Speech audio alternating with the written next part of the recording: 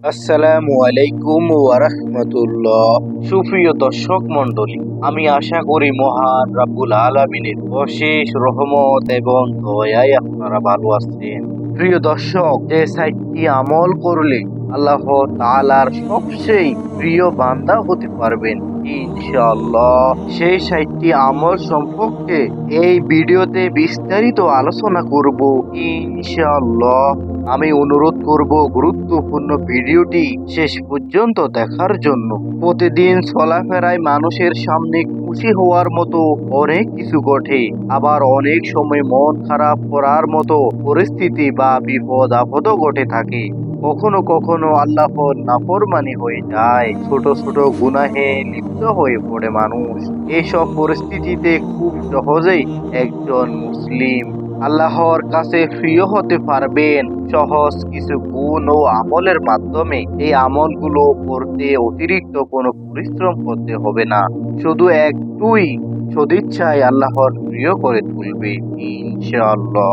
আল্লাহর কাছে সহজেই প্রিয় করে তুলে এমন ৬০টি গুণ হলো: ১ নাম্বার, শুকর করা, আল্লাহ তাআলার কাছে কৃতজ্ঞতা আদায় করা। প্রতিদিন ঘুম থেকে উঠে একজন মুসলিমের সর্বপ্রথম আল্লাহ তাআলার শুকরিয়া আদায় করা উচিত।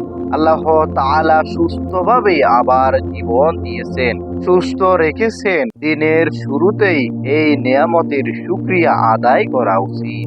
এই জন্য হাদিসে বর্ণিত ঘুম থেকে উঠার দোয়াটি পড়া যেতে পারে।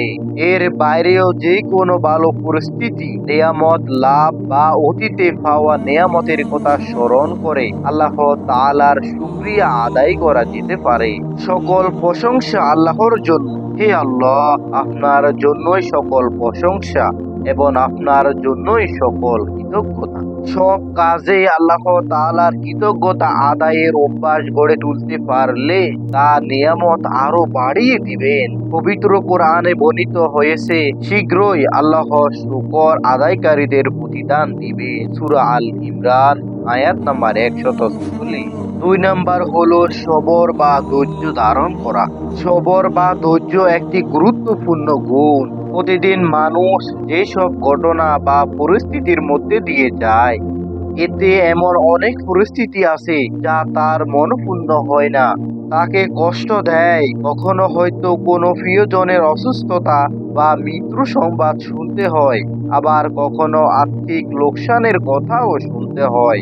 পরিস্থিতি যেমনই হোক, এই সময় আল্লাহ তাআলার উপর ভরসা রেখে ধৈর্য ধারণ করতে হবে, তবে আল্লাহ তাআলা সাহায্য করবেন। আর ধৈর্যশীলদের জন্য পবিত্র কোরআনে বিশেষ সান্ত্বনাকার ক্ষেত্রে বলা হয়েছে, আল্লাহ তাআলা নিজেই ধৈর্যশীলদের সঙ্গে রয়েছেন। বর্ণিত হয়েছে যে, মুমিনগণ, তোমরা ধৈর্য ও নামাজের মাধ্যমে সাহায্য প্রার্থনা করো, নিশ্চয় আল্লাহ তাআলা ধৈর্যশীলদের সঙ্গে রয়েছেন।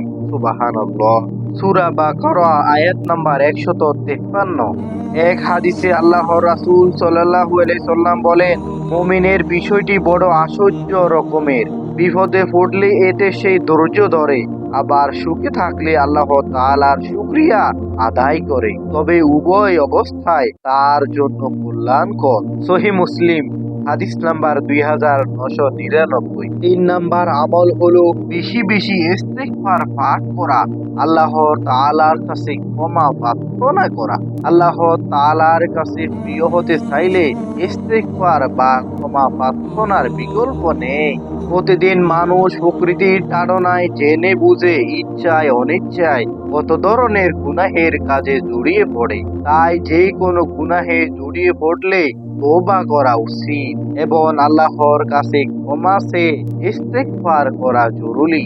ইস্তেগফারের প্রতি অদ্ভুত করে পবিত্র কোরআনে বলা হয়েছে, এবং আমি অবশ্যই ক্ষমাশীল তার প্রতি যে তওবা করে, ঈমান আনে, সৎ কর্ম করে ও সৎ পথে অবিচল থাকে।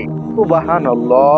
সূরা তোহা আয়াত নাম্বার ৮২। আরেক আয়াতে এসেছে, যে ব্যক্তি কোনো মন্দ কাজ করে ফেলে বা নিজের প্রতি জুলুম করে বসে, তারপর আল্লাহর কাছে ক্ষমা চায়, সে অবশ্যই আল্লাহকে অতি ক্ষমাশীল পরম দয়ালু পাবে। সুবহানাল্লাহ। সূরা নিসা আয়াত নাম্বার ১১০। 4 নাম্বার আমল হলো ইস্তিআজহা, আল্লাহ তাআলার কাছে আশ্রয় চাওয়া। মানুষ বিপদ আপদ, শয়তান ও প্রকৃতির প্রবঞ্চনা থেকে বেঁচে থাকার চেষ্টা করতে পারে, কিন্তু শত চেষ্টা করেও মানুষের পক্ষে তা করা সম্ভব হবে না, এবং মানুষ বিপদ থেকে রক্ষা পাবে না যদি আল্লাহ তাআলা তাকে সাহায্য না করেন। এই জন্য প্রতি মুহূর্তে আল্লাহ তাআলার কাছে আশ্রয় প্রার্থনা করতে হবে এবং আল্লাহর কাছে দোয়া করতে হবে। প্রিয় দর্শক, আজকের ভিডিওতে যে 4টি বিষয় আলোচনা করলাম, এই 4টি বিষয় যদি আমল করতে পারেন, ইনশাআল্লাহ আল্লাহ তাআলার কাছে শ্রেষ্ঠ বান্দা হতে পারবেন এবং সকল বিষয়ে আল্লাহ তাআলার সাহায্য লাভ করবেন। ভিডিওটি ভালো লাগলে অবশ্যই একটি লাইক করে দিন। আল্লাহ তাআলা যেন আমাদেরকে এই 4টি গুণের আমল করার তৌফিক দান করেন। আমিন।